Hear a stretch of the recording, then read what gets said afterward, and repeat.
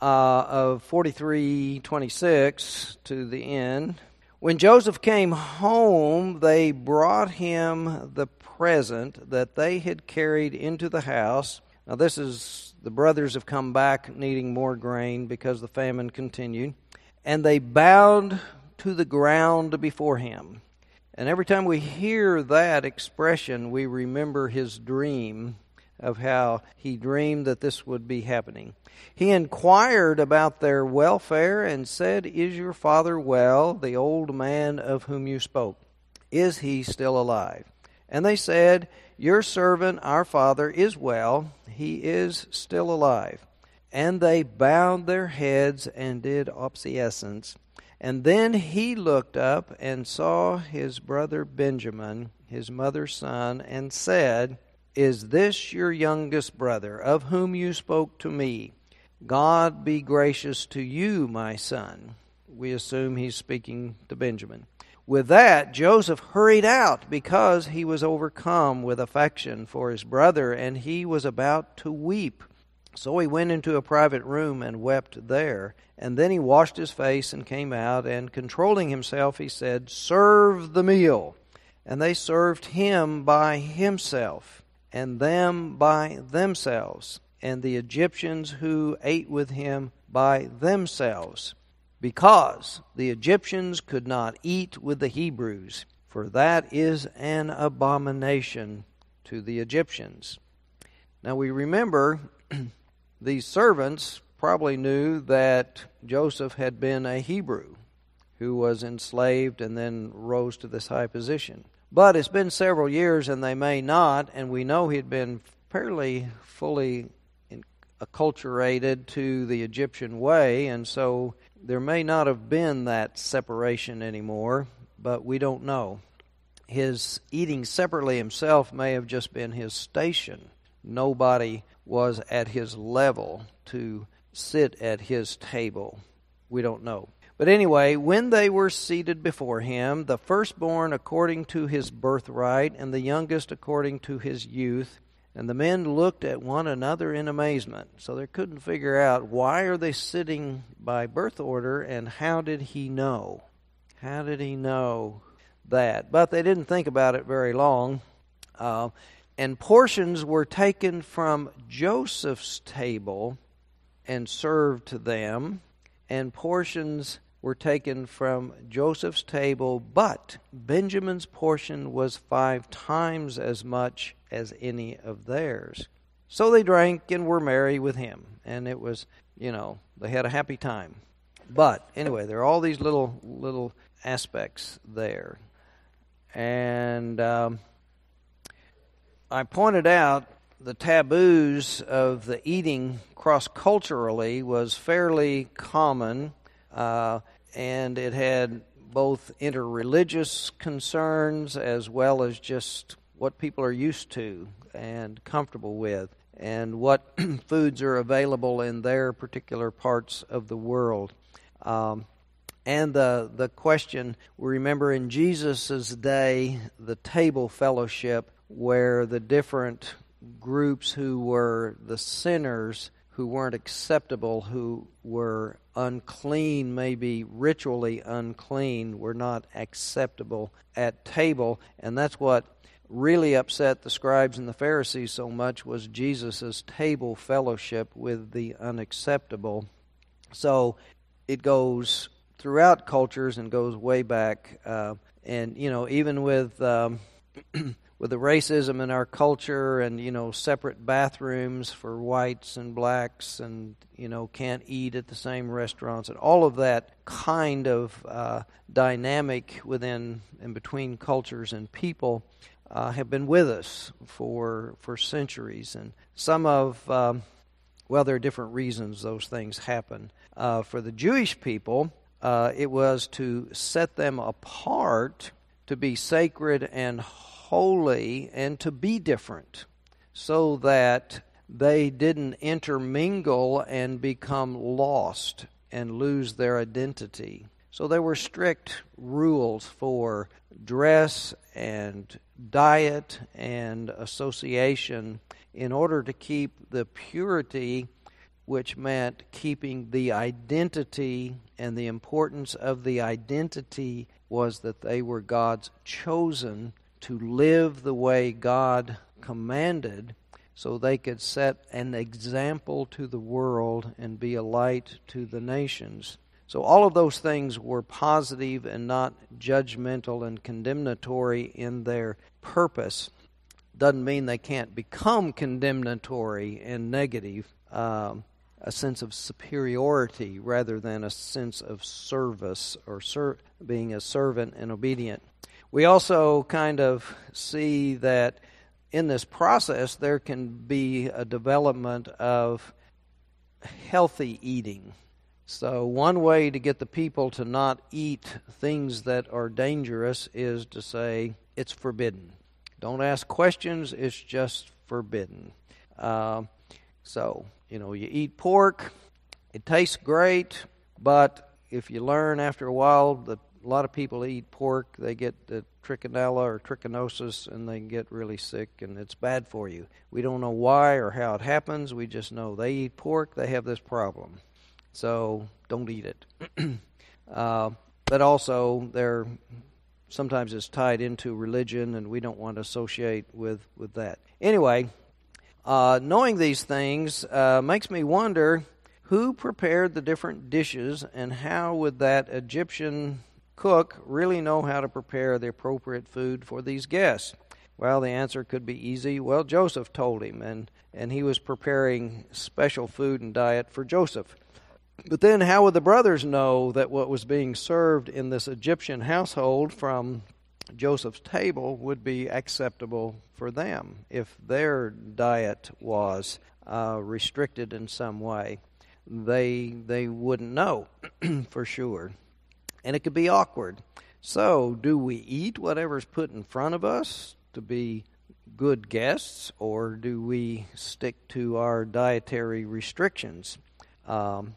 Of course, at the time of this story reaching its final form, it was being read in the post-exilic time when there were lots of laws and rules and the very importance of a very strict adherence to what made us different so we don't get assimilated into the Babylonian culture. So they would have been very strict at that time, but the setting of the story would have been hundreds of years before Moses and the law and all of that was happening. So we've got the time of being of the listeners to the story, but then the setting of the story were greatly different.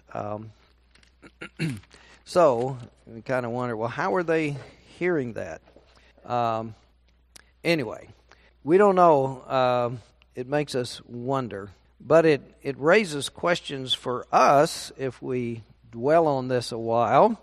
What should one do? I think I told you about when I was in Montana doing an intern year, we got invited to one of the older members' home to have supper, and she made biscuits out of flour that had a bunch of the mealy worms in it, and you could see that it wasn't seasoning, those little black spots, but those were the little bugs that had been in the flour.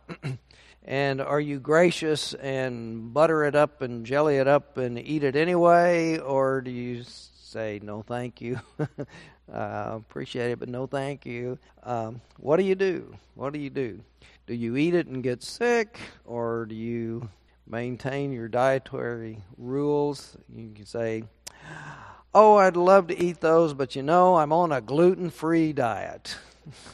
I can't eat it because I'm on a gluten-free diet, even though I notice it's full of extra protein.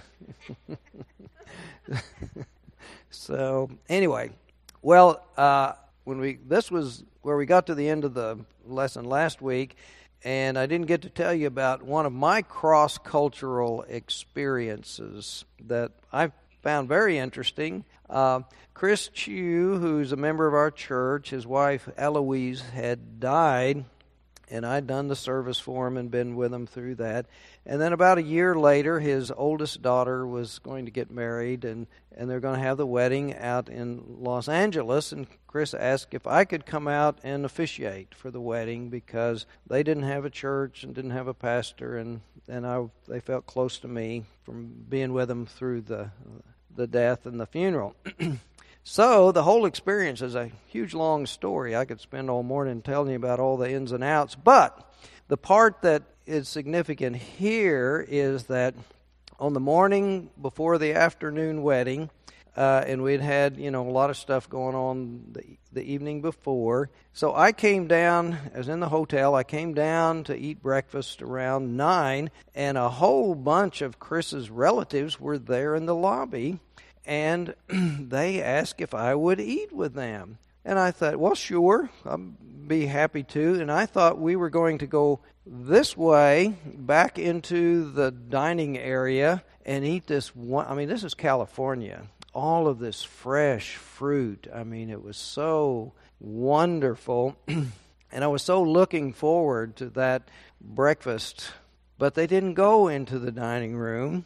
They headed out the door and said, let's go, and they're loading up into 3 or 4 cars. And they get on the expressway, and we're off to the races. And, the California expressways are crazy, and I remember one car was kind of leading the caravan, and he almost missed the turn, and then, there you go, and then everybody almost had a big wreck, getting off where they're supposed to.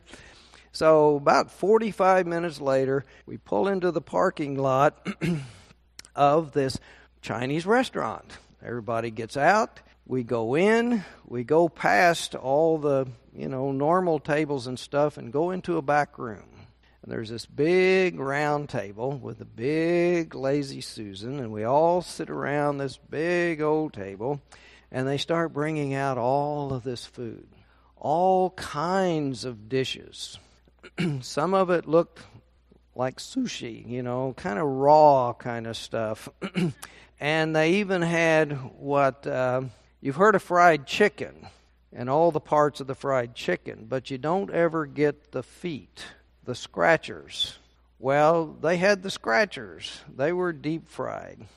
And so I was trying to be a polite guest, and I took at least a bite of everything, even the chicken scratchers. There's a little something there. They're crunchy. But anyway, so because I did that, I was embraced emotionally as one of the family. You're one of us. And so that was a good thing. And it was a good experience, Some of the things, I'm glad I only had to eat one bite. And others, because I tried them, that's really pretty good. That's, tastes good. I like that.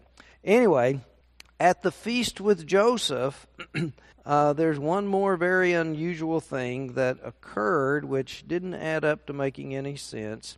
Benjamin gets this special service. He was given 5 times as much, it says. Now, Professor Vaughter suggests that possibly this number 5 had some symbolic significance in the Egyptian culture, or maybe even in the Hebrew culture, but whatever it might have been is lost to us. There's nothing explained about that. It just may be some vestigial part of the tradition that gets carried along with this story. But the point of which is he got an extra big portion. And, an extra big portion could have been expressed simply by saying he got double or triple. It didn't have to be 5 times as much.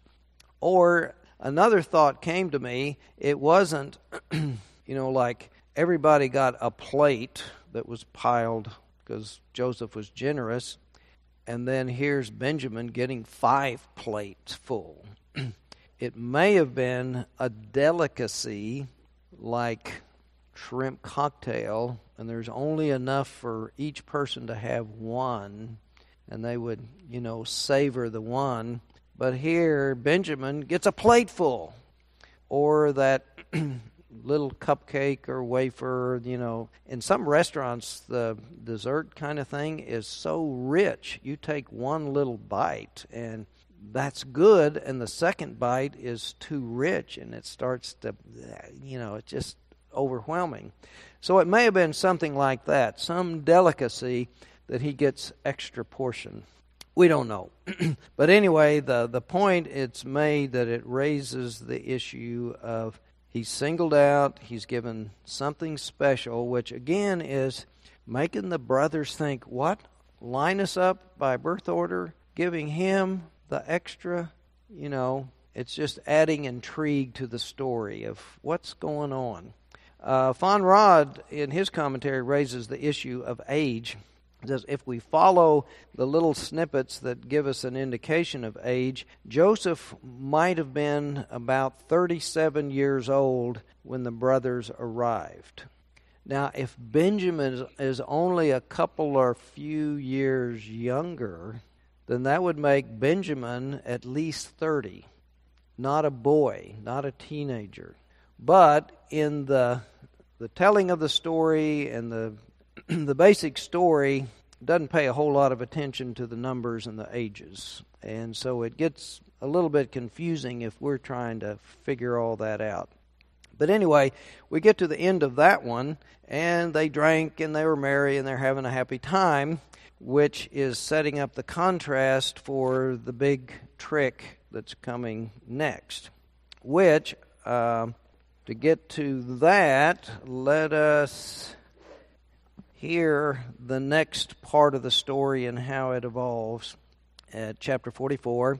Then Joseph commanded the steward of the house, fill the men's sacks with food as much as they can carry, and put each man's money in the top of his sack. Again, we have the idea that probably each one bought and went to negotiate their own grain as separate families rather than a big group and only getting one family allotment, as I mentioned, was probably the case. But put the money back in the top of the sack, and put my cup, the silver cup, in the top of the sack of the youngest, with his money for the grain. And the servant did as Joseph told him. And as soon as morning was light, at the crack of dawn, even though they've been drinking and having a merry time all night, they are roused and gotten up, and they are sent on their way with their donkeys. They didn't have to load them up and pack, and it was done for them. And they were sent away. And when they had gone only a short distance from the city, they weren't given a whole day and a night's and settling in for the night. It was a short distance. And Joseph said to his steward, go, follow after the men, and when you overtake them, say to them, why have you returned evil for good? Why have you stolen my silver cup? Is it not from this that my Lord drinks? Does he not indeed use it for divination? You have done wrong in doing this. And when he overtook them, he repeated these words to them, and they said to him, why does my Lord speak such words as these?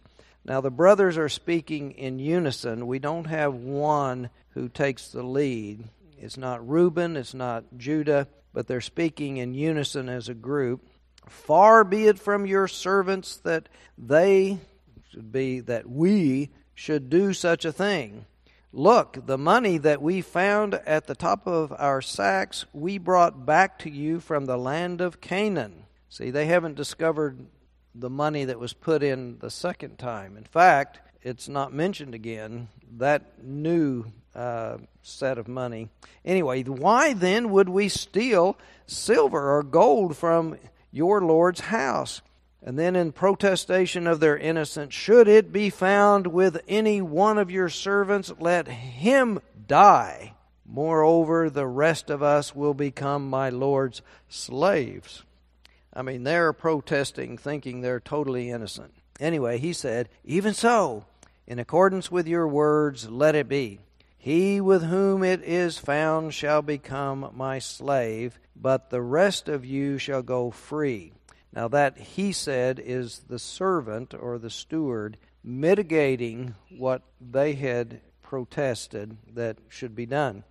And then each one quickly lowered his sack to the ground, and each opened his sack. He searched, beginning with the eldest and ending with the youngest. Now, it doesn't say they found the money. See, that just kind of evaporates from the story.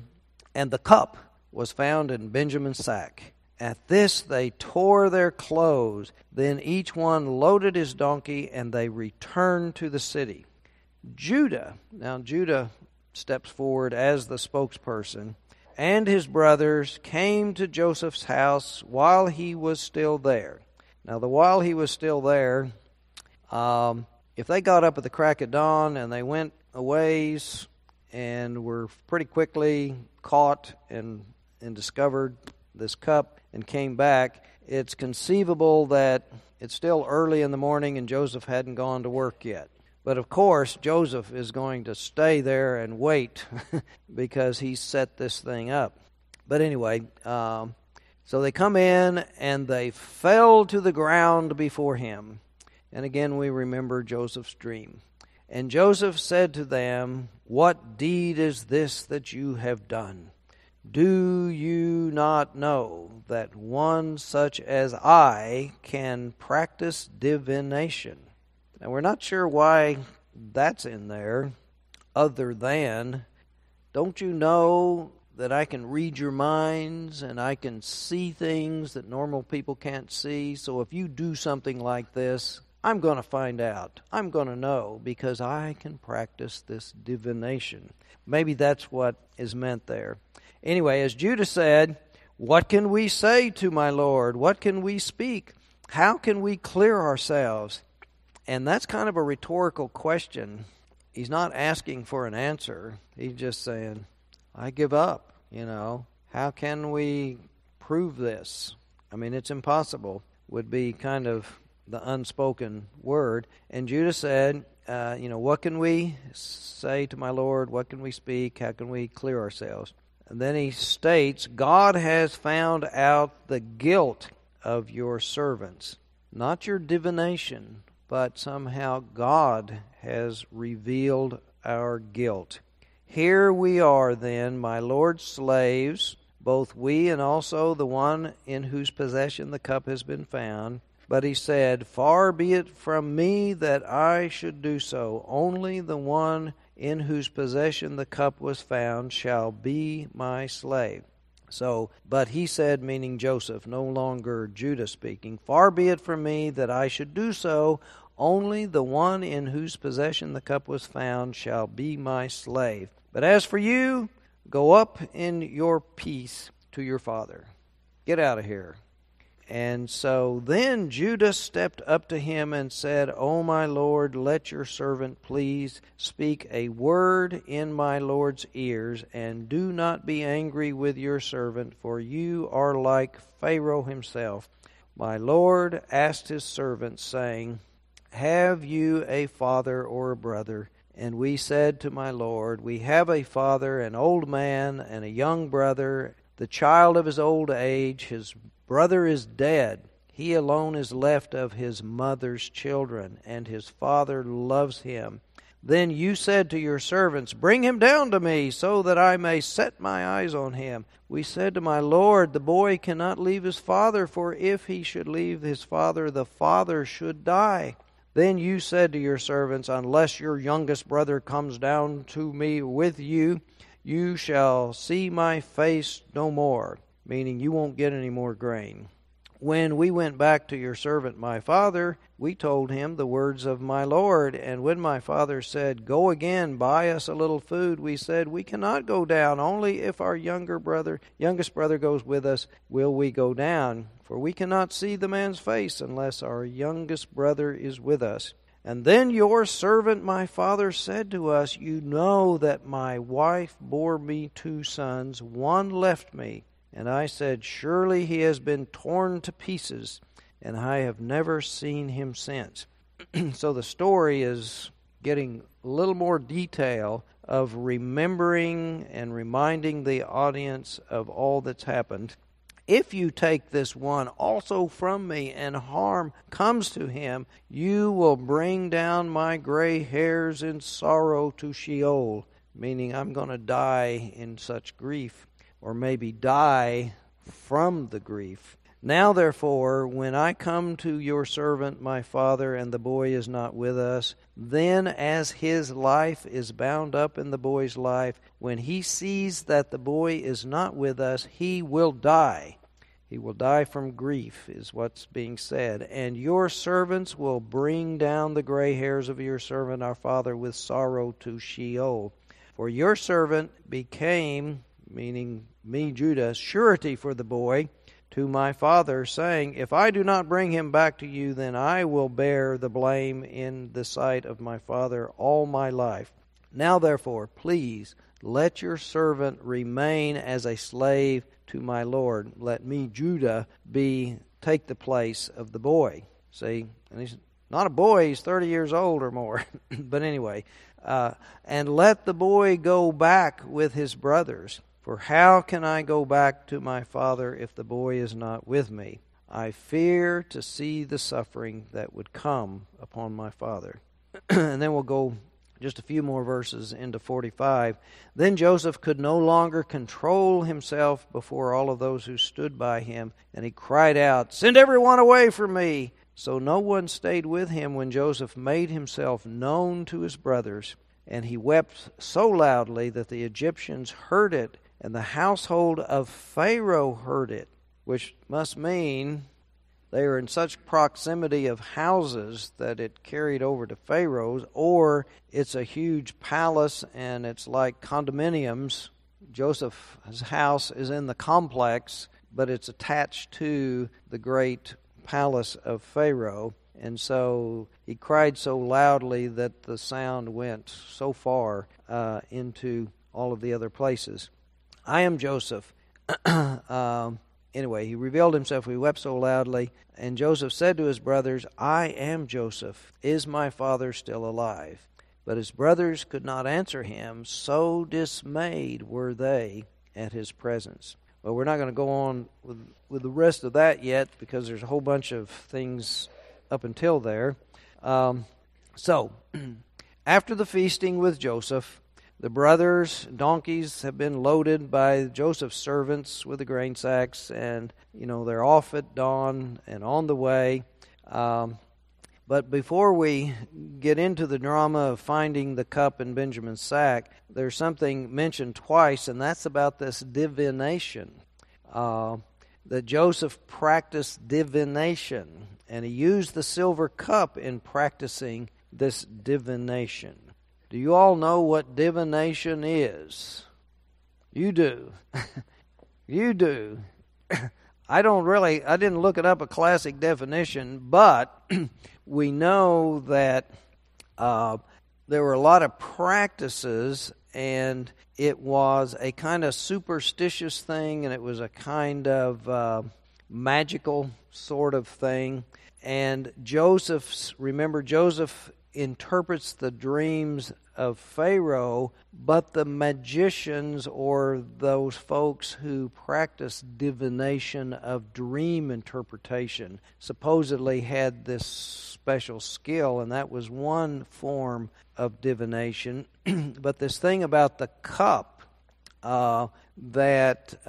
anyway, Joseph, when he interpreted dreams, said he wasn't doing it as a skill, as a diviner, but rather it was God who revealed this to him. So he's disassociating himself from divination at that point, but here he seems to be embracing it. Now, this is the cup with the goblet. So this is a special silver cup with special powers, maybe. You're thinking how big and powerful and rich he was if they just took one of the goblets at the dinner table, then it wouldn't really be missed. But this was a special kind of sacred cup, sort of like this special cup that has significance for us. And if it were missing, and it did get stolen once and got missing and we had to buy a new one, that it would be noticeable. But this divination, Votter explains to us that there was a widespread use of what they called water divination. It could have been any cup, but he evidently had a special cup. And how that would work is you would have water, and then you would drip some drops of oil. Now, oil floats on top of water. And if you've ever seen little oil slicks in a lake, where people are driving their motorboats around, they get some oil slick. It takes little patterns, and it has different colors that reflect from it. So, if it's going to give little patterns and have colors kind of reflect off of it, that gives you something to interpret. Because of the shape of this or the colors that are emerging from it, it must mean something. And so we can predict the future from this. And so somebody who's really worried, let's go read the tea leaves, or let's go, read the crystal ball. And so this is what was probably common in those times. So there were other forms of divination, and a lot of that was in Roman and Greek times, where they would cut birds in half and then look at the entrails, and if they saw something strange or unusual, then that meant something strange or unusual was going to come in the future. And it's kind of like, all right, we're ready to wage this battle. We don't know whether we should begin the battle or not. Let's call in the priest, and we'll cut up a dove, and we'll look at the entrails and say, okay, this is a good day to do battle, or, ooh, this doesn't look good. Maybe we should wait till tomorrow. Now, all of that is superstitious and is kind of silly by our reckoning today. But as it's just written down here, it's not condemned or extolled as something virtuous. It's just stated as a part of the story. But later on, at the time the listeners would hear it, it would be. And then even in the New Testament, we have Paul talking about, these people who are practicing these kinds of things. Okay, yeah, you're suggesting that he may not have practiced it. It was just part of his playing the game.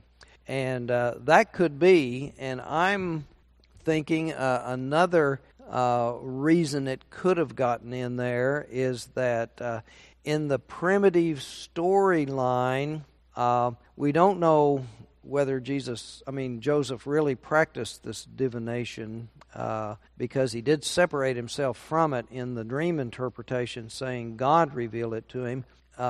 So how are we going to say that this one cup is a really special cup that they would notice missing in this big, wealthy home? I mean, like you have a big formal dinner and you have lots of people, and after you wash up, there's a spoon missing.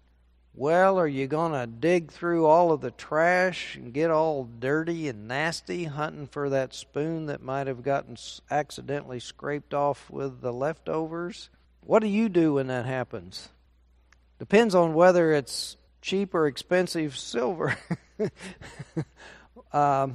But anyway, around the church, the things end up being short, and we have to buy more every so often. And I think that's just what happens. It gets tossed accidentally. But anyway, in order to make this a significant cup, how do you make a cup significant? Well, if there's lots of water divination in those times, then that would set this one goblet apart. Around here, we don't have very many fancy goblets, and this sets it apart for us with the communion ware. Otherwise, you've got all kinds of wine glasses and different kinds of water goblets and all that kind of stuff, and none of them are significant. But how do you make it significant? So maybe saying it is the divination cup, then that makes it significant, so we're going to miss it, and it's going to be a big deal that you stole that cup. And so you're in big trouble now. And so, oh my gosh, we tear our clothes, it's terrible, we're caught this way. Anyway, so the storyline at the time of its origins may not have understood how serious it would have been for Joseph to be practicing divination. I mean, because that's superstition, it's not being faithful to God, it's not trusting God to lead you and guide you. It's just a bunch of crazy stuff that's unfaithful to being one of God's special people who only listen to the Word and follow God's directions. They don't go off and do this superstitious stuff. Anyway, so the storyline at the time, it would have been easy to do that and not know the big deal. And then it just kept getting repeated and stayed with the story. But when the steward of Joseph catches up with the brothers and accuses them of stealing the special cup, it is hard to follow the dialogue and as I was reading it, it was because, everybody's he. You got the steward talking, and then he says, well, is that the steward continuing to talk, or is it now Judah talking? Or is it the steward is talking in the first person as if he is Joseph? And so it gets very, very confusing. But Lauder explains that close servants sometimes take on the alter ego of the master and will speak in first-person terms so that it is the voice and the meaning and the intent of the master, but yet the servant speaks in first-person terms. And it's kind of like the prophets do. They take on first person when they'll say, "Thus saith the Lord, I command you." Well, it's the prophet. It's not God talking, but they are God's spokesperson, and so they will take on first person in the words that are spoken. So that's kind of what's going on here. Anyway, the accused brothers protest their innocence and make rash oaths, and that builds the tension in the story. We know that the cup is in Benjamin's sack, and then here they're saying, "Let the one in whose sack it is found be killed, die, and then all of us will be your slaves if even one of us has done this evil deed." Now, in an age when punishment and retribution and revenge were quite brutal and excessive, it's interesting that the servant mitigates and limits the punishment that will be exacted. Nowadays we've got so many conspiracy theories. If something goes on, we think it's a big conspiracy and everybody's in on it, and rather than just one person going nuts or being dishonest. But if it's easy to think conspiracy thoughts, then it's easy to, let's blame them all and punish them all. But this is very interesting that it's brought into only the one who is guilty will be punished, and all the rest of you can go free. And then Joseph repeats that again, which seems very interesting in a legal and justice and fairness kind of thing. When it was in these ancient times, that was rare. An eye for an eye and a tooth for a tooth was to limit retribution so that only one who was guilty would be punished. You wouldn't, because a member of the clan did something bad, now we're going to go kill off several of your clan, and now you've killed several of ours. We're going to kill a whole bunch of yours until eventually everybody's dead. So in order to limit the revenge and retribution and keep them from being brutal and excessive. So that's interesting. It's an example, a model of that moderation in this story. So when the goblet is found in Benjamin's sack, they cannot do as the servant said. Well, go on your way. I'm only going to take this one back. No, they all load up and they all come back. And that's very interesting, and they come back to face the consequences together. So we have the story shift from telling us that the brothers all spoke as one, and changes in verse 14 where Judah becomes the spokesperson, and Judah and his brothers re-enter Joseph's house, and they fall on their faces. We, the listeners, suspect or know that Joseph indeed is waiting for this encounter, because he's been working this mind game with these brothers, with all the intrigue that he's built up. And so they're on their faces, on the ground before him, just like his dream. And we're reminded of that each time they fall on their faces before him. Now we hear that Judah gives a very long and eloquent plea and retells the story in order to try to convince Joseph to let Judah take Benjamin's place and let Benjamin go home to their father, so that he won't die from grief. And now Judah is willing to bear the punishment. And in so doing, he tells of this deeply grieved father back home and reminds Joseph of how his dad had grieved so much from thinking that Joseph was dead. And all this game playing and all this intrigue of Joseph has brought forth this demonstration of one brother offering himself as a sacrifice, a self-offering. Indeed, giving up his life, giving up his freedom for the sake of another brother. And not just another brother, the half-brother, the son of the beloved wife that Jacob loves more than Judah's mother. So that's a great leap. I mean, if it was just one of his full brothers, but this is for a half-brother. And also the deep compassion for his father, the father who loves him, Judah, and the other brothers less than Joseph and Benjamin. Yet Judah is so deeply concerned and willing to give his life to protect this father who could be argued doesn't deserve it because he showed and played favorites. But yet Judah is showing this great compassion and love for the father. Now earlier, the best that Judah could come up with when they're getting ready to either kill Joseph or sell him was the only way he could think to save Joseph's life was just to sell him into slavery instead of killing him. Now Judah offers himself as a substitute for the sake of another. So this is showing a development and a growth and a change in the brothers that Joseph is beginning to recognize.